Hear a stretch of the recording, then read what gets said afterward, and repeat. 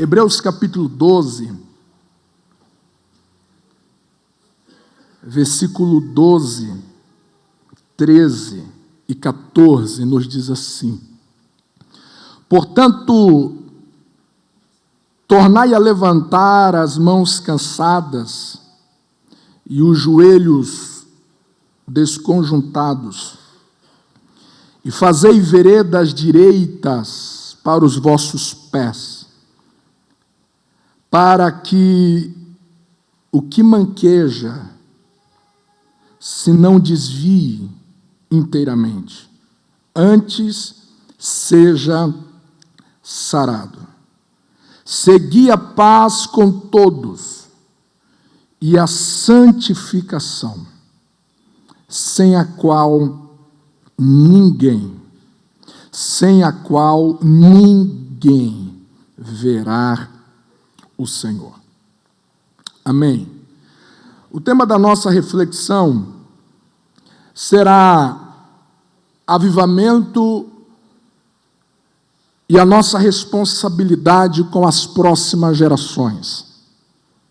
Gostaria de iniciar fazendo uma pergunta para nós. Com que intensidade nós temos desejado o avivamento? Com qual intensidade o avivamento tem tomado conta das nossas vidas, tem tomado conta da nossa maneira de pensar, tem tomado conta da nossa maneira de ver a vida? Qual é a intensidade que a gente tem desejado ardentemente o avivamento? No século XIX, há um pregador muito famoso e muito citado em preleções e seminários, o Spurgeon. O Spurgeon, no ano de 1888, ele prega um sermão. Agora vocês estão me vendo, né? Ok, muito bem. Ok. Em 1888, Spurgeon prega um sermão com o tema: Por que tarda o avivamento? E eu penso que foi base para Leonardo Ravenhill escrever o livro Por que tarda o pleno avivamento. Spurgeon começa nesse primeiro momento do seu sermão mostrando à congregação que eles precisavam de um avivamento. E um dos pressupostos que ele lança para a congregação é exatamente o vocabulário da igreja no dia a dia. Ele começou a indagar a congregação: o que você fala ao longo do dia? Quando você se senta ao redor da mesa, em família, quando vocês se encontram, quando vocês vão dormir, quando vocês acordam, quando vocês dialogam entre si, qual é a tônica dos vossos diálogos? Qual é a tônica das vossas conversas?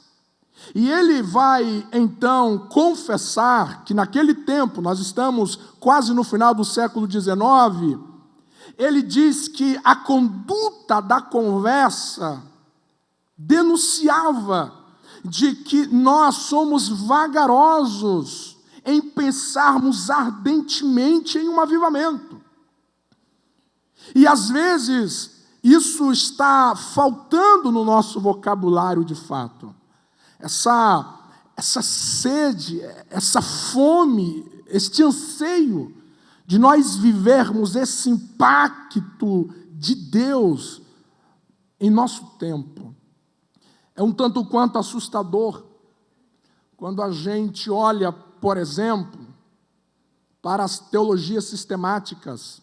Embora que o Brasil não tenha, exceto uma ou duas obras produzidas pelos nossos teólogos brasileiros de uma maneira compilada em um só livro, mas quando a gente olha para as obras de teologia sistemáticas, você não encontra uma seção nessas obras destinadas apenas ao tema de avivamento.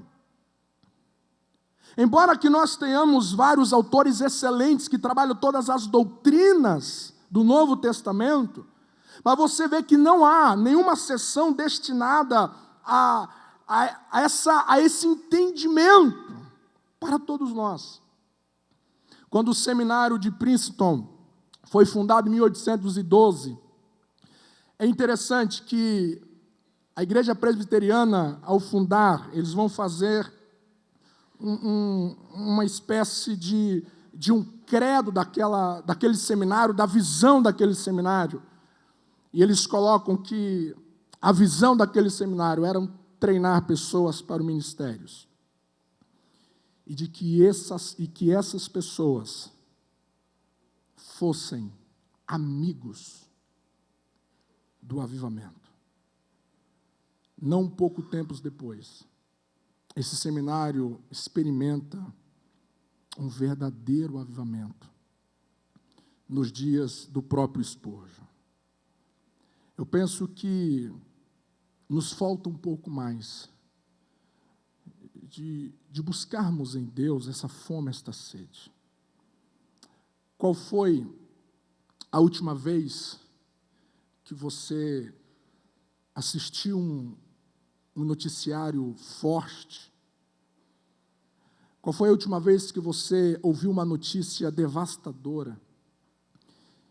E quando você terminou de ouvir, você disse ao seu coração: o remédio para essa causa é um verdadeiro avivamento.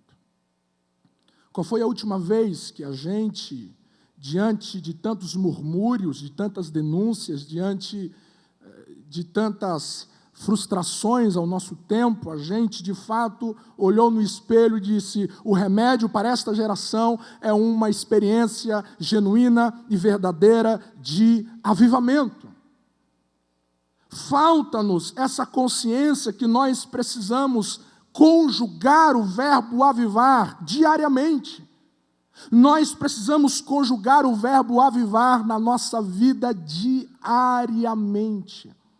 E eu gostaria de pensar com vocês nessa manhã que a nossa urgente necessidade de pensarmos em um avivamento, de buscarmos de Deus um avivamento, não é apenas como a necessidade do nosso tempo real. Não é apenas nós olharmos à nossa volta e vermos os desajustes, nós vemos os desequilíbrios, nós vemos as injustiças, nós vemos as apostasias e a gente testemunhar de tantas e tantas coisas horrendas, terríveis. E a gente olha tudo isso e a gente fala, verdadeiramente a gente precisa de um avivamento. Mas eu gostaria que a gente pensasse da nossa real necessidade, não apenas na perspectiva do nosso tempo real, não apenas na perspectiva da nossa geração, mas nós pensarmos de que há uma responsabilidade bíblica. Existe uma responsabilidade bíblica para nós, de nós nos responsabilizarmos também para a próxima geração. Nós buscarmos de Deus um avivamento genuíno, verdadeiro. Nós buscarmos de Deus esse impacto dos céus. Nós buscarmos de Deus essa intervenção miraculosa, duradoura, transformadora do nosso entendimento, da nossa vida pessoal, relacional. Não é apenas uma questão do nosso tempo, mas de nós entendermos que Deus confia a nós, que nós sejamos responsáveis para essa geração presente, essa geração que nós estamos vivendo, mas Deus também conta conosco, Deus também nos convoca, Deus também nos chama para sermos uma resposta para a geração que está emergindo diante dos nossos olhos. Não é apenas uma questão de nós olharmos à nossa volta e vermos que as coisas não estão indo bem, em muitos aspectos. Não é apenas uma questão de nós olharmos à nossa volta e vermos o ambiente religioso e vermos a espiritualidade da nossa nação e a gente dizer verdadeiramente as coisas precisam melhorar. Mas nós entendermos que há uma geração que está crescendo diante dos nossos olhos. Existem crianças entre nós, existem meninos que estão vendo a maneira que nós estamos cultuando. Existem crianças que estão vendo a maneira que nós estamos pregando, o que nós estamos pregando. Existem crianças que estão vendo como é que nós estamos tratando a esposa, como que a esposa está tratando o marido. Existem crianças que estão à nossa volta, vendo, observando os detalhes da nossa vida. E nós somos responsáveis por esses meninos. Nós somos responsáveis por essa geração que está crescendo. E buscar de Deus esse impacto, buscar de Deus essa experiência, buscar em Deus esse mover divino, sagrado, santo, poderoso, não é apenas uma questão de nós mesmos, mas é uma questão de resposta para esta geração que está como uma criança que nasce. Você, papai, você, mamãe, vai se lembrar exatamente dessa figura, das crianças que nascem famintas para saberem, para conhecerem a vida. As crianças nascem preparadas para ouvir, mas elas não sabem falar. As crianças enxergam, mas não discernem cores, imagens. E essas crianças precisarão e precisam de orientações, do que elas estão ouvindo, como elas devem falarem, e o que elas estão enxergando. As crianças nos desafiam. Lá em casa nós temos, eu e minha esposa temos um casal, o Alejandro Caleb e a Alessa Kelita. A Alessa Kelita tem 3 anos. 3 anos. E esses dias, ao redor da mesa, a Alessa disse: papai, eu quero orar. E a Alessa tem uma maneira muito legal para orar. Ela ora olhando as coisas e falando o nome. Então, assim, ela olha na mesa e fala assim: obrigado, Jesus, pelo prato, obrigado pela colher. E ela vai falando: obrigado pelo feijão, obrigado. E a minha mãe estava em casa. E a minha mãe trouxe quiabo. Quem sabe o que é quiabo aqui, gente? Coisa boa, não é verdade? Coisa de mineiro. Meu Deus. Mineiro. Aí ela olhou para o quiabo, ela nunca tinha visto quiabo. E ela disse: mamãe, o que é isso? O que é isso? Minha mãe disse: é quiabo. E ela disse: Jesus abençoa o diabo. Meu Deus do céu. Vai a gente separar aquele momento para a gente explicar que diabo a gente não abençoa, não é verdade? A gente resiste, a gente expulsa. Mas é o momento, elas estão procurando, elas estão querendo, elas querem saber de tudo. Elas querem saber de tudo. E a gente, como igreja, estamos aqui como ensinadores para esta geração que está crescendo, para esta geração que está diante dos nossos olhos. Você se lembra que quando Deus vai julgar Sodoma e Gomorra, nós estamos então em Gênesis capítulo 18, você vai se lembrar que Deus vai dizer: porventura eu iria fazer alguma coisa e não comunicasse a Abraão? E Deus dá uma justificativa para essa relação, e Deus fala: eu vou comunicar a Abraão. Eu vou comunicar a Abraão, porque eu sei que aquilo que ele tem ouvido de mim, aquilo que ele tem aprendido de mim, ele passará para os seus filhos, ele passará para a sua casa, e ele passará para a sua descendência. Nós somos essa transição dessa geração que estamos vivendo e para a geração que está chegando. E é exatamente nesse desafio que nós gostaríamos de pensar junto esta noite. De nós estarmos juntos, orando ao Senhor para que nós de fato abraçamos essa tão grande responsabilidade. E eu convidei a vocês a gente pensar nesse texto de Hebreus capítulo 12, porque existe uma visão de uma espiritualidade muito para dentro. Existe uma visão de uma espiritualidade muito emborcada para nós. E o desafio de nós lermos o Evangelho é nós lermos o Evangelho a partir de uma leitura para fora. O desafio nosso é nós entendermos o Evangelho, que o Evangelho nos inclina para fora de nós. E de que todo o empenho, que todo o esforço da vida cristã já não é mais para nós, mas é para aqueles que estão à nossa volta, para aqueles que estão além de nós. E eu convidei a vocês a pensar comigo no material, repensando a nossa espiritualidade na página 22. E a gente começa trazendo em pauta um livro que vale a leitura, do René Breuel, O Paradoxo da Felicidade. Um livro excepcional. E a ideia desse livro é muito simples e desafiadora. Ele vai dizer de que o Evangelho de Jesus Cristo é uma educação para o nosso entendimento. Que a nossa felicidade não está em nós buscá-la para nós.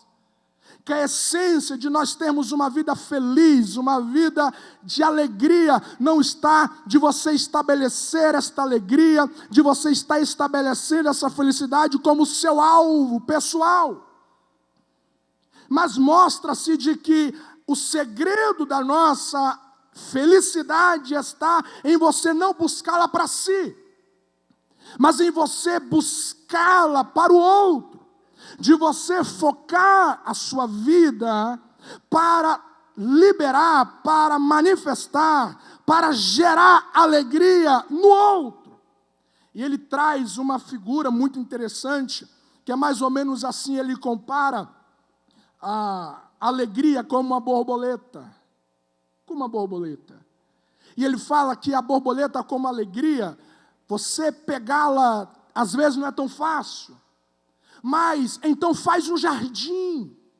Faz um jardim não para você, mas para alguém. E quando você faz este jardim, a borboleta virá.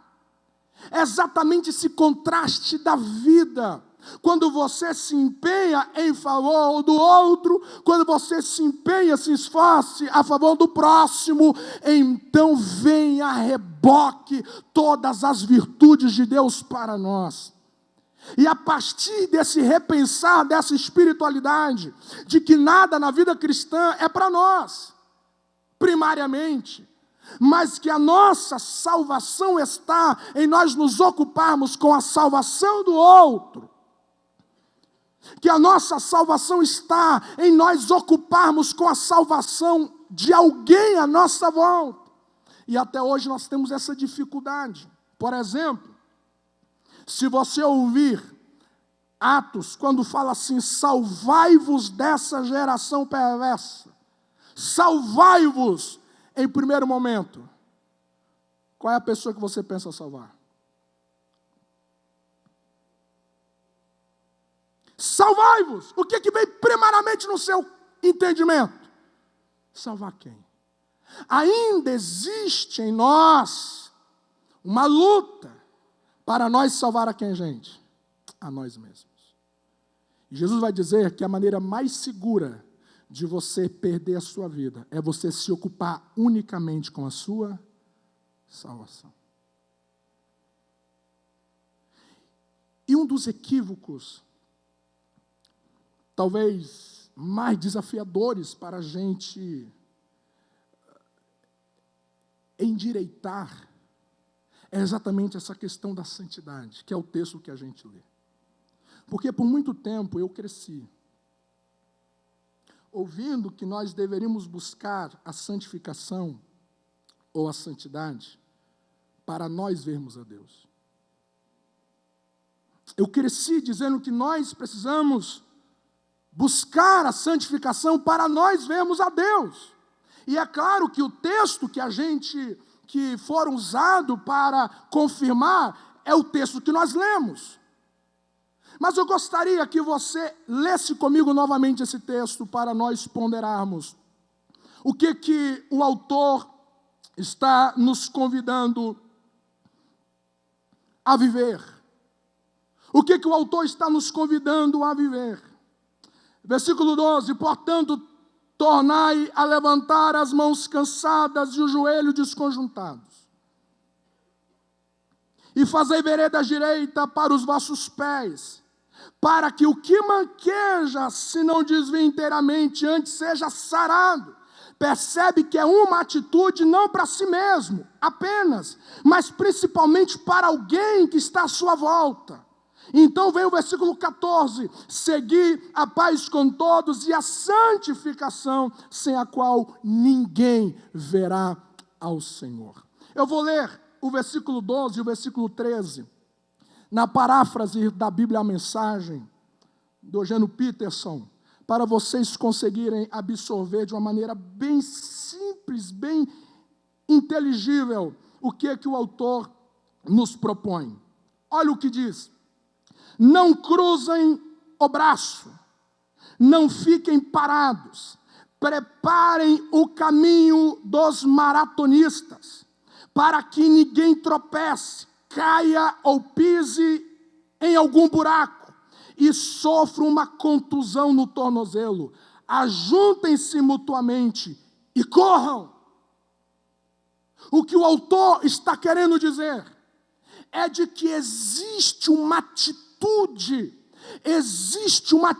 que nós precisamos tomar conosco mesmo, para que o caminho que alguém está vindo atrás de nós seja preparado, para que aqueles que estão nos acompanhando, aqueles que estão vindo atrás de nós, tenham uma referência não de desvio, mas de direção, para que aqueles que estão à nossa volta, ao olhar o caminho preparado por nós, pela prática da nossa espiritualidade em Deus, eles sejam sarados e curados.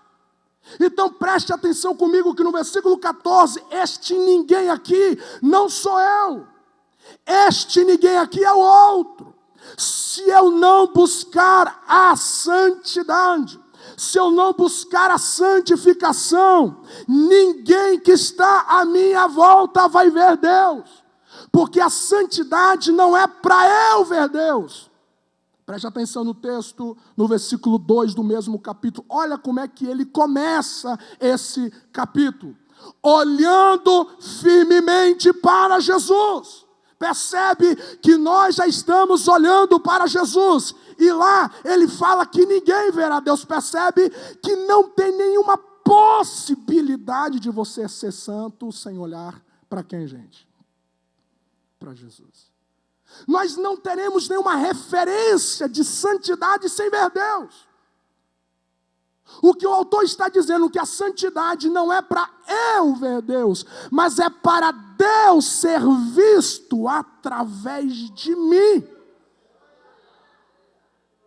É por isso que quando Jesus fala da sua santificação, ele fala que ele se santificou não foi por ele, mas foi por causa dos discípulos, porque Jesus viu Deus. Jesus conheceu o coração de Deus, e ele materializa o que ele viu, para que aqueles que não viram possam ver quando olhar para ele. E esse é o nosso desafio, gente, de nós olharmos para Deus, de nós olharmos para Cristo, de nós olharmos quem Deus é e materializar isso na nossa vida aqui e agora, para que aqueles que estão à nossa volta, para aqueles que vão caminhar o caminho que nós permeamos, sejam sarados, sejam endireitados, para que aqueles que estão à nossa volta sejam, gente, ajustados, consertados.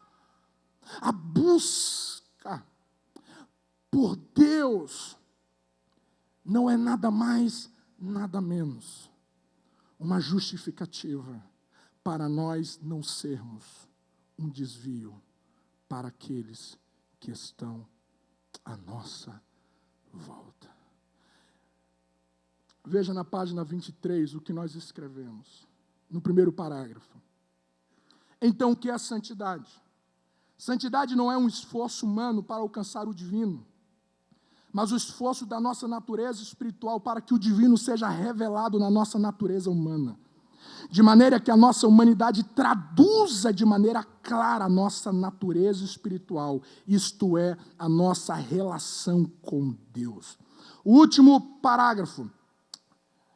A santidade não é para eu ver Deus, mas porque eu vi Deus.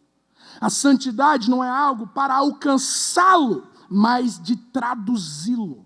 Não uma forma de merecê-lo, mas de manifestá-lo. Sou santo para o meu irmão. Jesus se santificou para os discípulos. A busca da igreja por um avivamento, a busca da igreja de nós sairmos da superficialidade e entrarmos nas profundezas das riquezas em Cristo Jesus no reino preparado para nós. Não é uma questão apenas de vida nossa, mas é uma questão de nós prepararmos o caminho das gerações que estão chegando. A gente olha para a experiência bem perto de nós, do apartheid, a gente olha a experiência do nazismo, e é uma pergunta: o que a igreja fez diante de todos esses desafios? E a gente se assusta com atitudes de algumas delas. E a pergunta é, quando as gerações vierem, o que eles irão falar do nosso legado mesmo? O que nós deixaremos como marca, como um carimbo? O que nós vamos cravar para esta geração que precisa, de fato, de uma referência? O que nós vamos deixar para que essa geração, de fato, seja endireitados os seus pés nas veredas que estão sendo aplainados pela tradução de uma espiritualidade que já viu Deus? Esse é o nosso desafio. Esse é o nosso desafio, porque há uma expectativa. Há uma geração que querem viverem. Há uma geração que querem tocarem. Há uma geração que querem experimentar algo além do que tem visto. E esse é o nosso desafio. O quanto que nós estamos comprometidos com essas gerações. Aliás, o nosso tempo tem sido marcado por uma era em que os filhos já não são mais tão bem-vindos. O Brasil nunca teve tão poucos filhos como a nossa era. Há pouco tempo, você acompanhou pelos noticiários que o Brasil contém mais animal de estimação do que filhos. Os filhos já não são mais bem-vindos. O índice de casais que estão casando decididamente para não ter mais filhos. Eu não estou falando daqueles que casam e programam para ter filhos alguns anos depois. Estou falando daqueles que casam e não querem mais ter filhos. Estão crescendo assustadoramente. E isso vai alcançando o entendimento até mesmo da nossa espiritualidade. De pessoas que vivem um estilo de vida sem se preocupar de que ele é chamado por Deus para deixar o caminho, uma vereda. Ele é chamado por Deus para deixar uma marca. Ele é chamado por Deus para deixar para deixar um legado, para que quando essas gerações entrarem em contato com a nossa história, eles sejam sarados de suas dúvidas, eles sejam curados dos seus desajustes, que eles sejam orientados em relação ao alvo. E nós não podemos repetir a história de Israel, por exemplo, no capítulo 26, quando Israel, ao receber uma palavra de Deus, gera uma gestação, e o texto disse que as nações esperavam alguma coisa de Israel, e no ato do parto, não saiu criança, não saiu vida, saiu vento. Não conseguiram afetar os povos que estavam à sua volta e muito menos aqueles que estavam nascendo diante deles. Eu ouvi de que não há sucesso se não haver um sucessor. E qual é a ponte que nós estamos construindo para esta geração em relação a Deus? Qual é a ponte que nós estamos construindo em relação ao que é ser espiritual? Qual é a ponte que nós estamos construindo em relação ao que é santidade? Será que é uma santidade de nós nos protegermos do outro? Será que é uma vida cristã de nós nos confinar no nosso mundo? De nós construir os nossos redutos, de nós construirmos os nossos guetos, aonde que tudo tem de ser evangélico, tudo é evangélico, é uma autoproteção. Um país muito conhecido nosso, lá já tem a cidade dos evangélicos. Lá só pode morar quem é evangélico. E vão construindo redutos de uma separação relacional de vidas, de pessoas, de gente. Qual é a ponte que nós estamos construindo para as gerações que estão chegando em relação ao conhecimento de Deus? Aquela geração que fala de Juízes, que eles vieram sem conhecer a Deus. Amados, nós podemos viver grandes realidades de Deus aqui. Nós poderemos viver grandes experiências de Deus no nosso tempo. Você pode ter grandes visões de Deus, você pode viver grandes bênçãos de Deus, mas escutai, se isso não resultar numa festilidade para a geração que está chegando, então nós temos fracassados. Não importa o quanto que nós estamos vivendo o bom de Deus, o grande de Deus, não é apenas buscar este grande aqui agora, mas buscar Ele para traduzi-lo para gerações que estão chegando. E esta é a nossa grande dificuldade. Nós não temos dúvida de ter Deus ao nosso favor. As nossas orações, geralmente é para Deus estar sempre ao nosso favor. A nossa grande dificuldade é ter Deus através de nós. É de ter Deus através de nós entendermos que o que nós estamos recebendo de Deus, isso precisa ser traduzido, isso precisa ser inculcado, isso precisa ser inserido, isso precisa ser cravado para as novas gerações. Nós precisamos combater o que eu chamo de uma espiritualidade híbrida.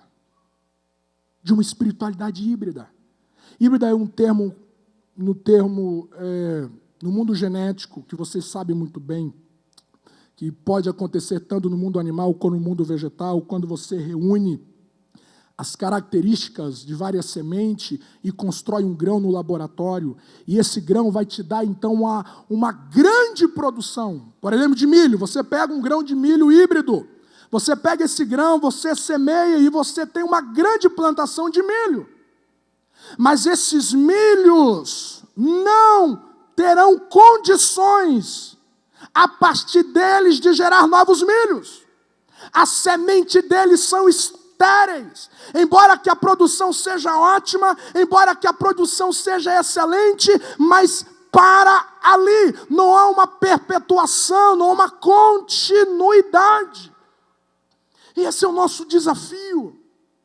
Nós darmos continuidade na nossa história como igreja, de nós darmos continuidade da nossa história como povo de Deus aqui no Brasil, no nosso contexto. Eu ouvi um economista dizendo de que a maturidade de uma empresa, no ponto de vista dele, e de uma outra corrente de economistas, uma empresa, uma marca, ela é considerada altamente madura quando ela passa 100 anos. E a ideia é muito simples, porque 100 anos, você terá então a morte já do fundador e a posse do herdeiro, do filho, e durante 100 anos fica provado se o herdeiro vai dar continuidade à visão, vai ampliar ou vai destruir. Então a marca, segundo o ponto de vista desse economista, é 100 anos depois. Quando chegou aos 100 anos, fica marcado se aquela geração que herdou, de fato, foi alguém que absorveu a visão do fundador, absorveu os critérios, e a empresa então está segura que vai permanecer no mercado. E quando a gente olha para o mundo cristão, a gente encontra vários movimentos transformadores na história. Por exemplo, os moravianos, você conhece essa história do século 17, né? 18. Mas foi um movimento que colocou a igreja para orar 24 horas por dia. A gente olha os registros moravianos. John Wesley foi profundamente impactado em uma viagem que ele estava fazendo aqui para a América, e em um alto mar, diante de uma tempestade, ele vê os irmãos cantando. Ele pergunta, como assim alguém consegue cantar com tanta vivacidade, com tanta vida, diante de uma tempestade? E alguém lhe informa que eram os moravianos. E ele entra em contato com os moravianos, e ele recebe, que ele conta, uma experiência de uma verdadeira conversão. A gente entra em contato com os moravianos e a gente fica impactado. Todavia, os moravianos duraram 100 anos. Não conseguimos dar continuidade. O Brasil hoje, a Assembleia de Deus, completou os 100 anos. E a pergunta é, o que nós estamos dando a continuidade em relação da essência, em relação da revelação que foi comunicada a essa denominação, para ser responsável pela transformação radical desse país, dessa nação. E nós somos chamados para fazermos essa comunicação para esta geração que está chegando. Buscar avivamento com todas as nossas forças é uma questão de nós não sermos uma sugestão errada, fria, superficial daqueles que estão crescendo ao nosso lado. Nós somos responsáveis por eles. Nós somos responsáveis por estes.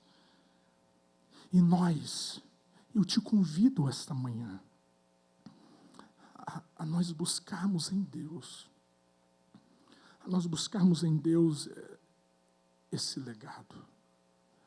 Eu te convido a você sair nesta manhã decididamente convicto que nós precisamos nos converter a esta geração que está chegando, a nos inclinar a ela, de maneira de que tudo que nós buscarmos em Deus, de tudo aquilo que nós ansiarmos em Deus, nós venhamos ansiar dizendo, Deus, eu quero, eu desejo ardentemente que o teu legado na nossa vida, que esta visão que nós recebemos de ti, os nossos filhos, que as nossas crianças venham entrar em contato. E assim como nós somos sal, e um dos objetivos do sal, uma das consequências do sal é da sede, que a gente venha dar sede nesta geração. Quando eles verem a gente orar, eles vão sentir desejo também. O que é isso? Eu quero viver essa realidade. Eu quero viver essa dimensão de relação com Deus, com o divino.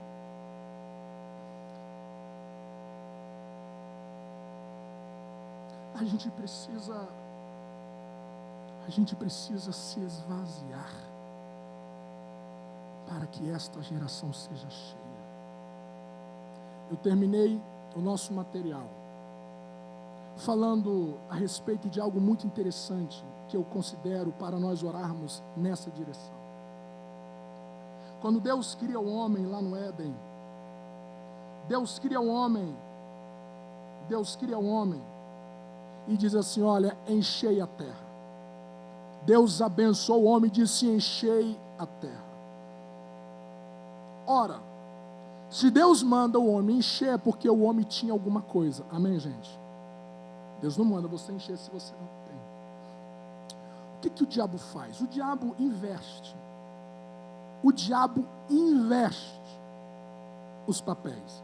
O diabo vai convencer um homem que ele tem de olhar para a terra, não numa perspectiva de encher a terra, mas numa perspectiva de consumidor, de ser cheio da terra. E o homem cai nisso. E ele sai do seu propósito. Mas quando vem o segundo Adão, que ele era cheio de toda a plenitude de Deus. A Bíblia diz que lá na cruz, é tão interessante que nenhum dos evangelistas vai dizer que Jesus morreu, no termo morrer. Vai falar que Jesus expirou. A respiração, ela é constituída de dois exercícios, de inspiração e de expiração. Então a respiração é eu inspirar e eu expirar. Inspirar e expirar. Quando Jesus lá na cruz expirou, ele expirou para que nós pudéssemos inspirar. Deixa eu te dizer uma coisa: asfixia não é ausência de oxigênio. Asfixia é a incapacidade de troca. É quando você não consegue mais trocar, você não consegue mais colocar para fora aquilo que você recebeu. E nós vamos fazer um exercício aqui para você entender isso. Eu vou contar até 3 e você vai inspirar o máximo que você puder. Ok? E você segura. E depois eu vou pedir para você puxar mais um pouquinho, tudo bem? Vamos lá? 1, 2, 3. Segura. Mais um pouquinho. Segura. Pelo menos por 10 minutos. Hã? Não consegue? Mesmo? Tem certeza?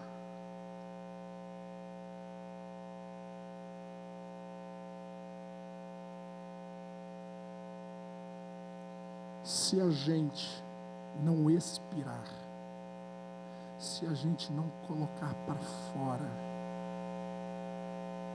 para esta geração que está chegando, gente, é uma questão de nós estarmos morrendo asfixiados silenciosamente. Deixar uma marca do que é verdadeiramente conhecer a Deus, buscar a Deus, ansiar por Deus o tempo todo e todo o tempo. É uma questão de nós continuarmos vivos. E eu te convido a nós orarmos nessa direção nesta manhã. de nós expirarmos para que esta geração inspira. De nós expirarmos para que esta geração tenha vida. De nós expirarmos para que esta geração tenha uma continuidade de uma experiência legítima, real, com Deus. Não é uma questão das coisas ir bem ou ir mal no seu tempo, é uma questão de nós prepararmos o caminho para quem está chegando. E alguém precisa ver Deus, senão ninguém vai ver o Senhor. Senão ninguém vai conhecer o que é avivamento. Se isso não voltar a fazer parte do nosso vocabulário diário, vai chegar um tempo em que as crianças vão ouvir a palavra avivamento, isso vai ser estranho aos seus ouvidos. Eles vão perguntar se isso é de comer, se isso é de vestir. Eles não vão entender de que avivamento fala da mais profunda experiência que um povo pode receber de Deus. E esse é o nosso desafio. E eu te convido a você se esvaziar, a você expirar, a você colocar para fora o que... E nós recebemos muita coisa de Deus. Nós recebemos tudo que nós precisamos, nós já temos. Nesse sermão que Spurgeon fala, porque está do avivamento, Spurgeon fala, gente, nós não precisamos de mais locomotivas. O que nós precisamos é colocar lenha, claro, lá é a vapor, é colocar lenha nessa locomotiva, porque só falta lenha, só falta fogo para a locomotiva andar. E o fogo nós temos. O Espírito Santo não está longe. O Espírito Santo não precisa ser convidado, porque ele não está, ele está dentro de nós. E aí é o meu desespero. Esse é o meu desespero, porque de eu souber que o Espírito Santo não está fora, ele está dentro, e eu saber que todo dia ele quer extravasar, que todo dia ele quer vir para fora, que todo dia ele quer ser transbordado, e eu fecho aqui, fecho acolá, e eu paro aqui, paro acolá, e eu vou asfixiando aqui, asfixiando de lá, e eu falo, meu Deus, tem misericórdia. Todo dia que você frequenta uma reunião, um culto, todo dia que você se encontra com alguém, o Espírito Santo é como se estivesse gritando, expira, expira, expira, traz para fora o que está dentro, coloca para fora o que vocês receberam, expira, vem para fora, eu quero sair, eu quero tocar este alguém, eu quero marcar este alguém, eu quero transformar essa realidade, deixa eu sair. O desespero é muito maior. O desespero é muito maior. O que nós vamos pedir a Deus nessa manhã é que Deus de fato, gente, nos coloca fome, que Deus de fato nos coloca sede, sem medida, por esse avivamento. Ficamos em pé em nome de Jesus.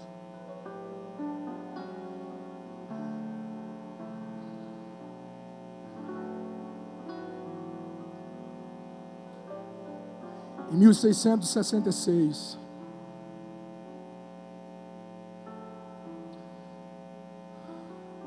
na África do Sul, Deus chama um missionário chamado Yerley Stegen, e ele vai evangelizar os Zulus, uma tribo africana. E quando ele chega entre os Zulus, ele começa a pregar. E ele vê que as coisas não mudavam. Ele via que as pessoas vinham à frente, as pessoas levantavam as mãos. Mas no dia seguinte, na semana seguinte, as coisas não fluíam, não aconteciam. Aquilo foi lhe incomodando, aquilo foi lhe incomodando. E muitas crianças por perto diziam, Deus, quando é que esse povo vai te conhecer de fato? Deus, eu não vou viver para sempre aqui, e quando eu morrer, O que esta igreja vai deixar como marca para as crianças que estão crescendo? E aquilo vai lhe consumindo, e aquilo vai lhe consumindo, e aquilo vai lhe consumindo. E ele encontra um balcão, limpa esse balcão, e ele entra lá para orar. Ele começa a orar, ele cancela os cultos formais, e ele convida para que aqueles que quisessem experimentar de Deus de fato um avivamento pudessem congregar com ele ali para orar. Ele começa a orar, e ele começa a orar, e ele começa a orar, e ele começa a orar. E eles começam a absorver o livro de Atos, ler o livro de Atos, ler o livro de Atos, ler o livro de Atos. E lá um belo dia, enquanto eles estavam orando desesperadamente, para que Deus os marcasse por um avivamento, porque havia uma geração que estava crescendo sem conhecer Deus diante deles. O Espírito Santo veio a partir deles de uma maneira tão apoteótica. E aquela comunidade vive um avivamento que até hoje existe frutos maravilhosos desse avivamento. No dia seguinte, as comunidades começaram a virem sem nenhum convite. As pessoas começaram a encher aquilo, e eles precisaram derrubar aquele balcão, e foi fazendo um complexo maior e maior e maior, e as pessoas vão de todas as comunidades, e elas não queriam bênçãos externas, terrenas, elas iam famintas, nós queremos Deus, nós queremos Deus, nós queremos Deus, nós queremos Deus, nós queremos Deus. É isso, gente. Quando as pessoas frequentaram o nosso culto, eles precisam ver alguma coisa diferente no nosso vocabulário, na nossa vida. Eles precisam entender que a bandeira desta igreja é Deus, é Deus, é Deus, é Deus, é Deus, é Deus. Se há crianças, se há adolescentes que hoje já não são mais apaixonados em serem ministros, em serem missionários, em orarem, eles estão aprendendo com o Deus. Estão sendo reflexo de uma geração que está vagarosa em se inspirar, para que essa geração inspire. Eu te convido a você orar comigo agora. Eu te convido a você orar comigo para que nós buscamos de Deus esse marcar, para que nós buscamos de Deus mesmo esse tocar divino, essa chuva que de fato vem alterar todas as realidades da nossa vida, que vem alterar todas as realidades do nosso entendimento. As veredas precisam ser endireitadas para ser sarado aqueles que estão desconjuntados. Vamos preparar o caminho, vamos tapar os buracos, vamos tirar os empecilhos para aqueles que estão vindo atrás de nós, para aqueles que estão vindo, para aqueles que estão vindo, para aqueles que estão vindo. Experimentar de Deus, o mover é uma questão dessa geração, conhecer a Deus, sentir Deus, tocar Deus e ser tocado por Deus. Eu te convido a você orar, a você dizer: Deus, nós precisamos de mais fome disso. Deus, que venha nascer uma sede, uma fome por avivamento mesmo, por esse tocar, por esse experimentar, por esse viver profundo, intenso, transformador. Você pode orar onde que você está. Você pode orar aonde que você está. Você pode orar aonde que você está. Você pode orar aonde que você está.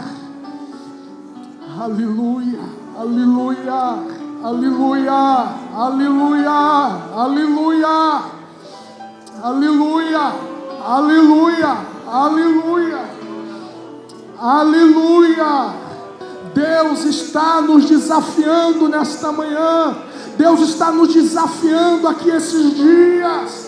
Deus está desafiando a sua igreja a voltar a amar a presença de Deus acima de todas as coisas, a não engolir mais a superficialidade. Deus nos desafia a clamar por Ele.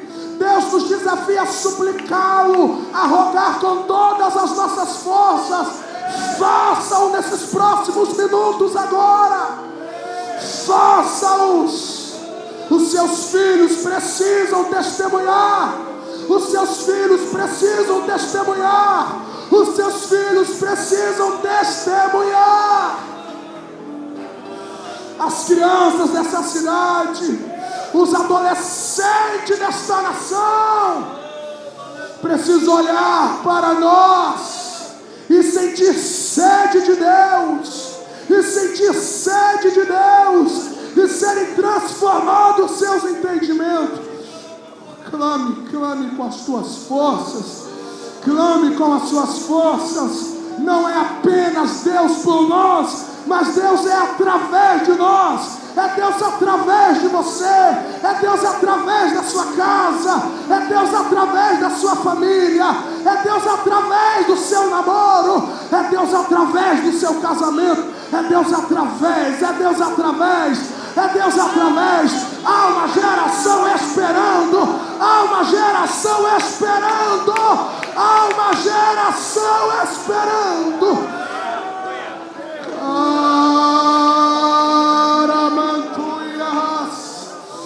Aleluia, aleluia. Você pode clamar um pouco mais. Você pode clamar um pouco mais. Ó Espírito de Deus, ó Espírito de Deus. Deus nos converta. Nos converta, Senhor, para essas gerações. Que não sejamos, Pai, exemplos de escândalos. Que não sejamos exemplos de infidelidade.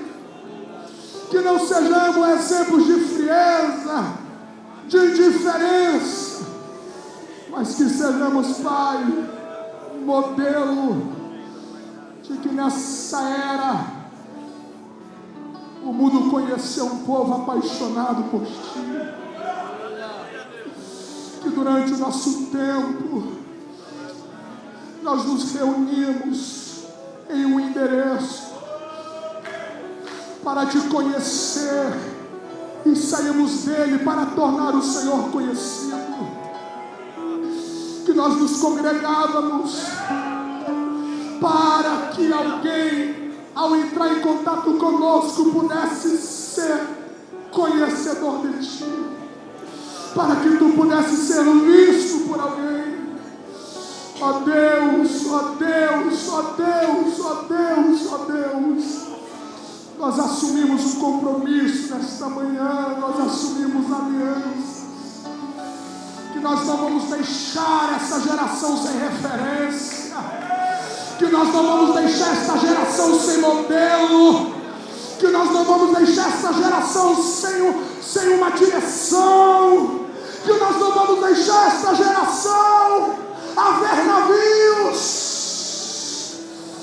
Aleluia, aleluia, aleluia, aleluia, aleluia, aleluia. Ó Deus, ó Deus, ó Deus, ó Deus, ó Deus. A maldição seria neutralizada quando os pais se convertessem aos filhos. Quando a geração que está passando se convertesse à geração que está chegando. Ó Deus, que esse entendimento seja cimentado, seja cravado em todos nós. Em nome de Jesus. Em nome de Jesus.